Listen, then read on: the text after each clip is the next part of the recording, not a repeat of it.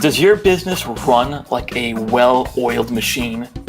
Or is it sputtering to the finish line with Band-Aids, leaking oil all over the place? Ryan gives us a sneak peek into the exact workflows he uses to run his business. Come see me live at the Photo Booth Show Europe, October 15th and 16th, 2018 in Leicester, United Kingdom. Learn from industry experts, shop a range of high-quality global providers, and get to meet other photo boothers just like you. Visit photoboothshow.eu for more information.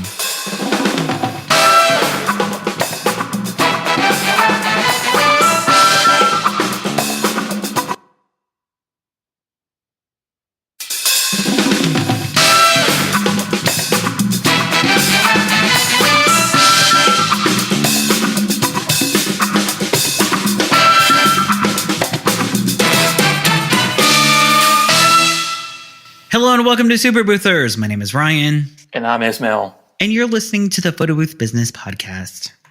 Internationally renowned. Is that true now? It is now, but unfortunately no podcast award for us. Yeah, we were reaching. It was a little too early for that, Ryan. But no, it is never too early. The Academy is just not ready for our forward thinking. You know, Halle Berry didn't win on her first try either. So you know what? And it took forever for Patti LuPone to win. That's true. So we're in good company. Yes, we are. I have some exciting news. Do tell.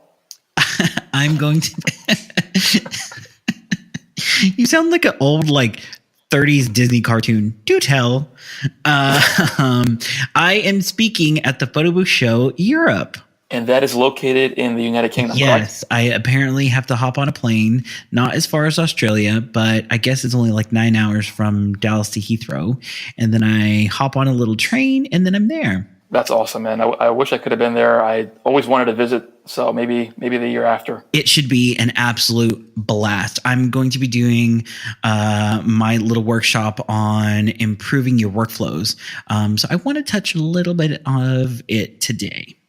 Just a little bit, just a little tease, not the whole thing. Just a tip. Ryan Salinas does not give it all away on the first try. It takes about a month. Where are we supposed to clean this up? Sorry, kids. Put on your headphones. School's back in session again. All right. So play your Game Boy. Yes. So, do they even exist anymore? No, I think they're on the DSs now. Come on. I remember. So I found. So one of my friends has it's a Game Boy phone cover. I was like, how retro! I want one. Not. Anyways, so yes, I will be in the UK, Europe. I'm so excited. So if you're in Europe, please feel free to come and come see me. I would really love to meet you. I'm so excited. Thank you, John Sharp, for having me, and it's going to be such a blast. I'm so excited. I can't hold it in. And you're going to be speaking at this event, correct? Yes. On the topic of workflows. Yes. So why is that? But before we start talking about it in this conversation, why is that something that you feel is important? Because I'm lazy. Aren't we all? Well, I'm lazier than most. Unapologetically. Which can be a benefit because it forces you to look for operational efficiencies in your work. Yes, exactly. That's the definition of lazy. When I've always said this, even on the show, a million times again, work smarter, not harder, but to find the most efficient way to do something, find the laziest person in the room that'll get it done faster, most likely better than everyone else. And that's so true. I mean, it's just because I think that I am inherently not going to do anything twice. My hand will turn purple before I do a second trip of groceries out to the car. I'm getting all that stuff in one go. The person that invented that little hook handle thing to handle 10 things of groceries is a lazy person. And I'm going to give you some content here, Ryan, that you can feel free to include in your presentation. This is free. This is. Please stop. Insert your credit card now. There's something called the Pareto principle that I've probably mentioned before. I don't know if that rings a bell, Ryan, but it's basically also known as the 80-20 principle. None. And it's how it's this podcast: one in one ear, out the other. No one listens to this show. Yeah. Okay. back to the real content that I was trying to, bestow upon you. Bestow, Jesus. These are SAT words. So basically, there's an 80-20 principle. And it's like a weird phenomenon in life where a lot of things fall into an 80-20 split. And it's like even back in the old days when they were farming, 80% of your crops comes from 20% of your land. Or even like you wear your 20% favorite clothes 80% of the time. And in business, they find that... Or your clothes are 80% polyester. In business, what they find is that 80% of the results come from 20% of the effort. 80% of your revenue come from 20% of your clients. So I think that kind of fits into the overall workflow where you're lazy and you don't want to repeat yourself. You want to do the 20% of the work that gets you 80% of the results. For sure. That is what Ryan P. Salinas is all about. The 20%. Don't forget to credit me in your presentation, a footnote, please, with an image of my face. Please. Yes, absolutely. Bottom right-hand corner. Thank you. No, so what I really appreciate is, and again, I'm just going to pick this particular, I'm obviously not going to do like my whole workshop because that would defeat the purpose, but I actually believe I am going to be doing this same workshop in Australia, and I'm going to be doing the same workshop in Vegas.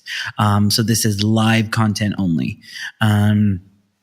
But just for those people that cannot show up because they're lazy or just live on a different side of the country, I will give this. So just this, actually this morning, I got an email from a client, and this very well may, depending on how this works out, it may be a separate episode, but I send out a confirmation email a week prior to every event. It's set up in my CRM.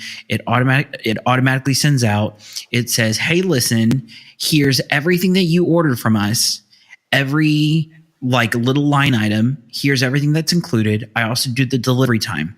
So if I have like a specific setup time, it pulls information out and plops it into that little email with that little variable. Your setup will be, and it says this time, and then it says, emails will go out, text messages will go out to all of your guests. You'll get a follow-up email at the end of the event whenever, the gallery's ready, which is usually instant. So actually when it's kind of my process to where I kind of pop it into the CRM, to where I just hit a little status button and then it sends out, to where it sends a text message and an email out. So they're always getting, hey, this is the link where my photos are at. Confirmation email goes out. And I got a nasty note from this particular client. Ruh-roh. So this particular client, and actually I'm going to read it because I don't want to, and I'm going to do a very, very good impression of it. Just because I have this innate ability to just see how these emails are read. It's kind of like mean tweets. I'm actually a little bit better at it. This person goes, so again, the email gets sent out and she sends out an email. She goes, this isn't the correct time. Please provide a contact number so I can reach someone out. I said, ma'am, our contact information is in my signature down below. I said, what is the correct time? And she replies, I have literally given you guys this literally 7 times, 2 literallys. She gives me the date, the time, the correct time, and the delivery location. And I'm not going to say the delivery location. Well, yes, I will. It's a fast food place. I'm like, and it's not an activation. This is someone's party. And I'm looking at this and I'm like, oh, honey, I'm just not about to deal with you. Meanwhile, this is going to turn into a thing. So again, what I was alluding to is this could turn into an episode about firing a client because I've really had it up to here with this girl. So she was late with her final payment and blamed me. I'm like, oh, honey, I'm not about to play this game. Of course. Keep in mind, she has changed her location 3 times. I wonder why. So the business person in me that has done this for 15 plus years sees the writings on the wall thinking she's never going to be happy. So I'm contemplating getting rid of this client. The only thing is it's next week, so I doubt I will. If I get an email in the morning that says this, and it's in a bad tone, I'm so sorry. Here's your money back. We're full. But anyways, part of this, the reason why I sent out this confirmation email is just because so many things have gone wrong prior to. So, for example, your confirmation email is the last email that you have before the event for everyone to kind of like overlook everything and to see like, okay, did we get this right? Like, is there anything that needs to change? And on there, I say, if you have a problem with the template, it's okay. We can change it on the spot. Like, we do not have to build a wall or have a congressional hearing to fix your template. We are not curing cancer. So, Ryan, let me ask you, because it seems like you're trying to avoid issues. Oh, I thought you meant avoiding my issues. To send this out before the event. That's a separate podcast. That's a whole separate podcast, not this episode. But why? Like, how often does an issue actually happen? Because don't they go through a contract process, a questionnaire process? Yes. All this stuff. So yeah. There are built-in safeguards that I have with everything. My stuff is generally at least checked off on 3, if not 4 times. So they get and again, I Ryan P. Salinas do not delete everything. So I was firing receipts at her.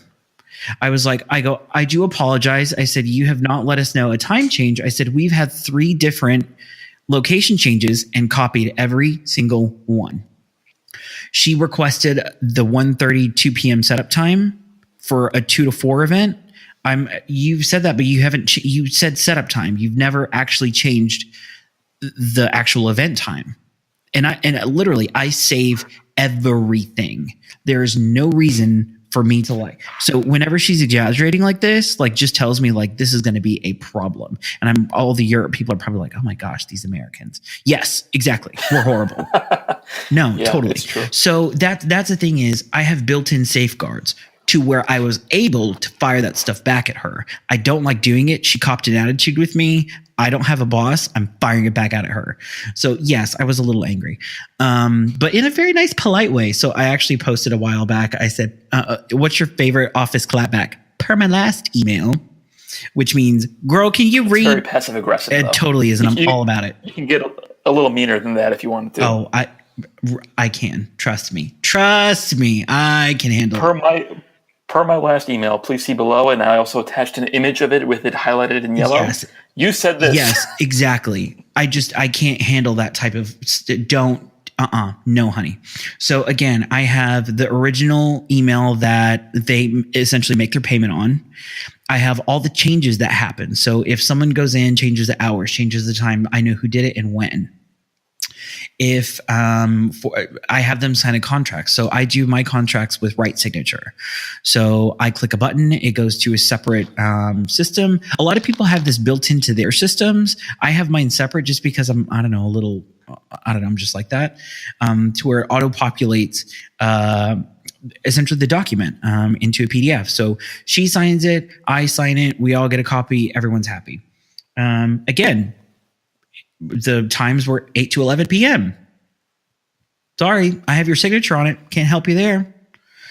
So first, but now, how often does stuff like this happen? It's rare that it happens because someone is going to catch it at some point. I have not, in the last 4.5 years, I've never had an issue where I've missed an event. I've never had an issue where I've gotten a phone call from someone saying, oh, where are you? I'm sorry, ma'am, you never booked us. That's actually happened where they thought they've paid us and they haven't. And I go, I have nothing. I go, I see that you've requested information. And there are times, and that happens rarely, but it does happen where they think they book you and they don't. In this day and age, it doesn't happen as often. But it's certainly possible if you don't have, these systems built into, your business. I can absolutely see where that's going to happen. So, and then also I have the questionnaire. So the questionnaire has the section on, hey, what time, do we set up? Where is this getting set up at? Blah, blah, blah. So there are times where, let's say someone books in February and their event isn't until October. A lot of those details can change.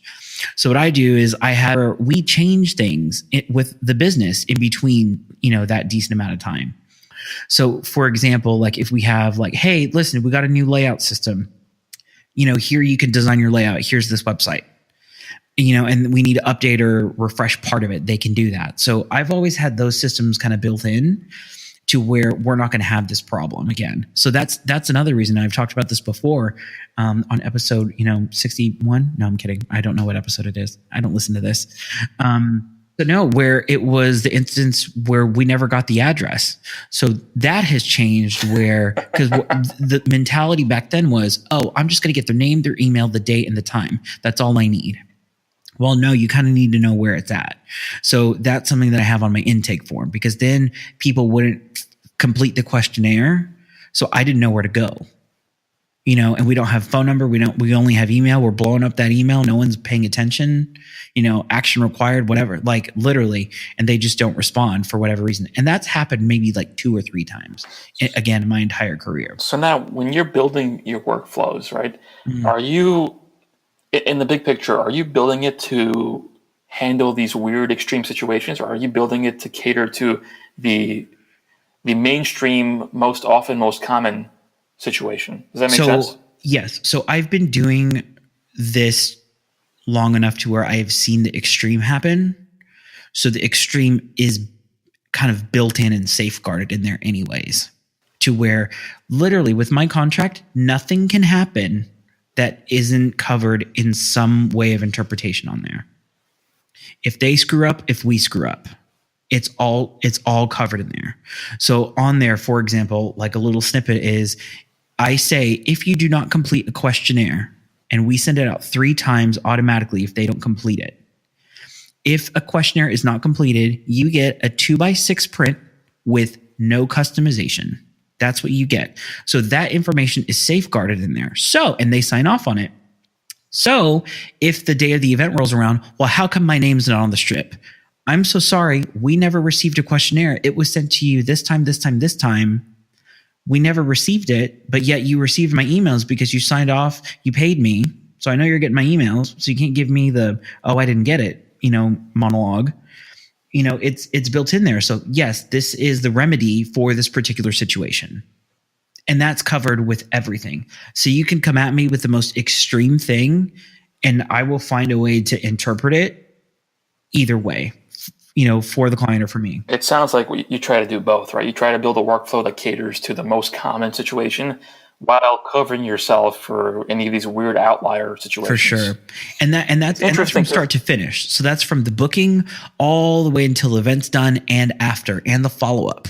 So for example, I always have a survey, and I'm actually going to be doing a little test run in the next month or so. So hopefully we can have this to you by the end of the year. But I want to do an episode on really more reviews, and kind of getting those 5-star reviews and getting a lot of them. I've done it with one of my other clients rather successfully. They have 150 5-star reviews on Google. So I really want to see if that's possible to replicate with, our industry. And I'm sure it is.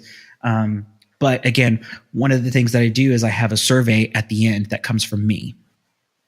And again, what I found with this is that a client, if they have a problem, they're venting it to you first, not to the public. Mm-hmm. So you're like, No, that's such an important. Yeah, you want to nip that in the bud. Yes. So they're venting it to you first, so you have the opportunity to fix it. So this is another thing. I have dealt with my fair share of upset clients for one reason or another. I don't think I've had an upset client in a very, very long time, because I've built in these workflows to fix it before it starts. And it took me a lot of trial and error to get to that point. So, someone's not happy with the layout. Well, my layouts are all approved now, or done by the client. So the client does the layout. I get the email. Okay, great. You don't have to approve it because you already approved it because you sent it to me. So a lot of those problems, the common problems, and we're doing the same thing every week. It's not like there's going to be a brand new problem. It's going to be the same problems that keep happening. And when you talk about workflow and these talks that you're going to be giving, what do you consider part of the workflow? Is it the entire process from lead inquiry? Yes. All the way through? Even before, and all the way through, like requesting a review and following up after the event. The entire process is what you call the workflow. Start to finish. the flow of work. So so this goes from the landing page that they come to whenever they visit your website. If you have different landing pages set up, it is making sure that that's another thing. I'm really proud of my my check a date form, my intake form. I think it's not ridiculously thorough to go through like the entire process because I don't ask any of like the customization stuff. It's really just, again, we talk about the pretty stuff first, and then I ask for, the name, the email, the, address, whatever. All that comes, last. So I think I get more conversions based off of that. I'm really happy with it because it cuts out a lot of questions. So one of the things that I have on there is a memory book. Hey, would you like a memory book? Well, what's a memory book? Well, there's a little video that I did that took me 5 minutes to record and upload and, paste into there. Hey, this is what a memory book looks like. And we flip through it so they can see what it is. So things like that kind of cut out the problems before they start. So I'm just out of curiosity, I'm going to bring in a different perspective to get your input on this. I have a family friend that's a friend asking for a friend. No, he's a contractor, right? So the way, and this stood out to me because it's so not like me. So the way he handles things is he doesn't worry about the outliers. So for example, as one tiny example, when he goes and drives his truck around, he doesn't lock the door, and he sometimes just leaves the keys in the car and leaves the car running. Like he goes to home. I don't lock the door to my front house. He goes to the front door of my house. Don't say that on the podcast. Don't say that. No one knows where I live. But he doesn't do that. I'm like, dude, are you crazy? Like someone can steal your. He's like, I've been in this country like 30 years and I've never had my car stolen ever. Really? So there's something. I kind of admired that because it's like a stress-free way of looking at things. The bad thing won't happen. And it hasn't. So it makes you wonder, how much effort should you be spending on covering these outlier scenarios? Sure. So first of all, this is the thing that, again, the reason why I think my contract and my workflow like that is so bulletproof is because it comes from whenever I was a florist where I had bigger ticket items. So where one ticket was, $15,000. So yeah, you know what? You're doing $1,000 photo booth, no big deal. A $15,000 refund, little different. So I think it's just those things that I've had just kind of ingrained in me. And that's the reason why I think I still stick with it. Yeah, and also someone like you that does a high volume of events. For sure. And outliers are much more likely. Yeah, they're more likely to happen when you have so many events going on. Yeah, and I'm not about to. So this is a thing that I really think I need to, I think, kind of drill in a little bit is the average, and actually anyone that did our listener survey, thank you so much. We really appreciate you giving your input and feedback into the show because it really what helps make us tailor it to the people that really listen and want more information. One of the things that kind of came up in there that I really did realize is I realized two things. One, I didn't know that Super Boothers is really an entry point into the industry. I did not know how many people really found out about photo booths as a business from just Googling the podcasts. Yeah, that was very surprising to me as well. Another thing I didn't realize is how many part-timers. I think, again, 80% of our industry is trying to get on its feet. I did not know that. So I kind of think about that, whenever we're planning all of, the new shows for the rest of the year. So again, you know what? You are in, small town Texas. You are doing a photo booth for $400. I don't care how many hours. And I don't want to hear anyone yelling about, oh, you're not charging. I don't care. Doesn't matter. Do your own work. But yeah, you know what? If you have to give a $400 refund to someone that really needs that money, that's where it becomes important. That's where, you know what? If you have to give a $400 refund and you can't pay for your kid to go to camp, and that's the difference of, one or the other, that absolutely makes a difference. And that's absolutely valid. If you can't, an emergency pops up, you need to buy new tires or something like that. I mean, life happens. I get it. You have to protect yourself as a business. I don't care how much the dollar amount is. So I guess do you not agree? My next question would be no, I agree. I think I do agree with that. I guess if I'm a photo boother and this all sounds interesting to me, how would I know if I have a bad workflow? Like, what are the symptoms of not having an optimal workflow? Is there anything that happens more often? Are there issues that crop up? How do I know if I should attend your Ooh, talk, basically? you're almost having me give away stuff. Ugh. Trying. No, you gotta give something away. again, Come on. going to my workshop is life changing. You will come out transformed. However, I will say this, and I go into this a little bit more in depth, again at these live events. But I will say this: so you'll go through your work, and I have a trick, but I can't say it. But you'll go through your work process, and you find a hole because there's a problem that happens. So, for example, your attendant types the address into the phone, and it is the wrong address, or not necessarily the wrong address, but it's like, you know how like sometimes like you'll type in an address and like it'll be like it'll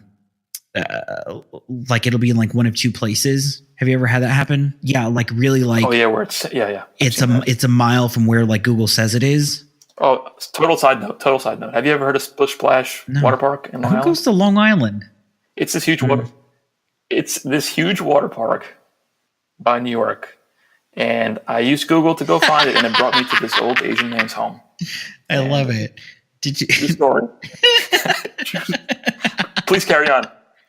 I feel bad for this poor Directing man. I could probably people have all it. He was day. I actually would like, just sitting on his porch. invest probably in a just- good That's his daily sign. routine. Just That just says, "Hey, listen, if you're looking for this, go this way." Again, that's a problem. So, for example, if you have a storefront, yeah, that's a really bad workflow. That's so a if bad you workflow have, right there. That is a really bad a location workflow. that people can't find for whatever reason, you can go into Google and you can fix it yourself. I mean, so that's another thing is if you see problems happening, you absolutely can just learn how to fix them. If you have a problem, post it in our Superboothers group, facebook.com/groups/superboothers. So again, so like let's say you have an attendant. If you got a problem, I'll solve it. No, so easy there, Vanilla or Queen or whatever, whoever's team you're on. No, so again, what you can do is you can print out. Actually, your CRM does this, doesn't it? Does what? Yes, it actually auto calculates. Got it. So will it like print out a distance map and travel fee if you have one based on the distance? Yeah, you could. But It doesn't print out a map, but you can click. Well, you got can it. So you can just click it. You click it and it print brings it you to the out, location on the map. Yeah. and then like hand it out, and that's what goes to the attendant just to like verify, hey, this is actually where it is. That's exactly what people do. They use it to give it to their tenant. Although I personally don't do that. I just I think most people pop it into my GPS on my phone. But some people like to print it out and hand it to people. So that's another thing is, for example, I added delivery instructions to my questionnaire. So yes, we have the map and we have the address. Are there any delivery instructions? Do we have to go in the loading dock? Can we go through the front door? Who do we need to call whenever we get there? So I kept on finding out that, more people would have these questions. So this is another thing. My questionnaire is really able to handle like type A people to where you can be as type A as you want with me, and I'm completely fine with it because it doesn't affect my life. If you want me to get on the phone with you and talk to you for an hour on how to set up your photo booth, there's just no amount of money in the world that I can charge for that. So let's say I'm taking a payment over I would pay you to not bother me with that. Yeah, I'm not happening. That's just no go. Hard pass. So for those of you who want us to discuss that more on the show, I don't think that's going to happen. Nope, not happening. So that's the thing is I have kind of outfitted my questionnaire to really be able to handle, again, as much type A as possible. So whenever someone's on the phone, well, I actually really love this because this is what gets people to, and this will be the last thing, and then I have to go. But what I do is, let's say you're in the process of booking someone and they say, well, what about the design? Well, what about the layout? Well, what about the text that's on the email? Well, what about?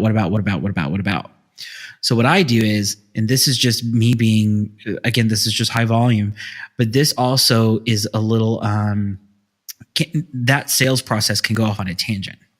So what you don't want to do is you don't want to invest all this time with someone in like doing the design. So for example, I can see if, mom and pop, we do 10 photo booths a year. Yes, I can spend the time with you to do that. However, to speed up the sales process, you can say, yes, we will absolutely take care of that after your deposit. The way how I handle this is someone will come in, they'll say, oh, I love this. Oh, here are the hours. Oh, here's the time. Well, what about the design? I tell them, I said, yes, after we receive your deposit, you will automatically get an email with your questionnaire where you can handle all the customization for your photo booth. And then they go, okay. So it also skips the process of designing the layout, all the back and forth without the money. Yeah, I'm not wasting all that time with someone unless you've given me money. This is a great example of you taking control of the process and guiding them the way you want it to go. Yep. Well, and that's absolutely your job, is to kind of steer the client as to what needs to happen next. So again, I have just been doing this for so long that I just have like my methods and like the process of how everything happens. That's another thing is a tool that people do not use is notes. On any CRM, there is a notes section, per booking. If I have a conversation with a client, do not trust yourself to remember that months down the road. If I have a conversation with someone that says, oh, we only want to do limited printing, they only want to do 2 strips per session, I will go in the notes and write down every conversation that I have with them on the phone. If I have a conversation with them on the phone. That's so true. And it's actually it's definitely not used that much. And I make the person who speaks to the clients on my team absolutely have to fill in the notes for every rental, right? Because like you said, you're not going to. If you make a promise, how am I going to know? Exactly. So that's another thing is I had a conversation with a client today where she absolutely wanted props. I'm like, oh, fine. So what I told her was I had a conversation of the specific props that we were going to do. And she goes, yes, okay, that's great. I put that in the notes. So I know to remember the conversation that I had with her, way on down the road next February when I have to get props for this little event. Right. Otherwise, there's a risk of someone on your team forgetting. It falls to the cracks, right? So you're trying to patch up all the potential cracks. Yes. And this is the way how I kind of look at it is, what if you got sick and, God forbid, need to go into the hospital? Someone else could take that folder and continue on and carry on everything as if that didn't happen and the client doesn't suffer. So that's something that I've always been really proud of is, there are times where, for whatever reason you can't make it to an event, you have to turn it over to someone else. You know what? Let's say something like, life happens, it gets in the way, whatever happens, you have to sub it out to someone. Well, you don't have the time to go over everything that needs to happen. You essentially just hand them the folder and say, hey, here it is, go, take care of it, thanks, bye. Yeah, that's happened to me a few times for sure. And that's something that absolutely is more common to have happen. It's just good practice and it's not much extra work. Like my team does it while they're on the phone. So while you're speaking to the client, right then and there, type while you're speaking to them so that you track everything that you need to know. So if you would like to hear this workshop in the flesh, please come visit me October 15th and 16th at the Photo Booth Show Europe in Leicester, UK.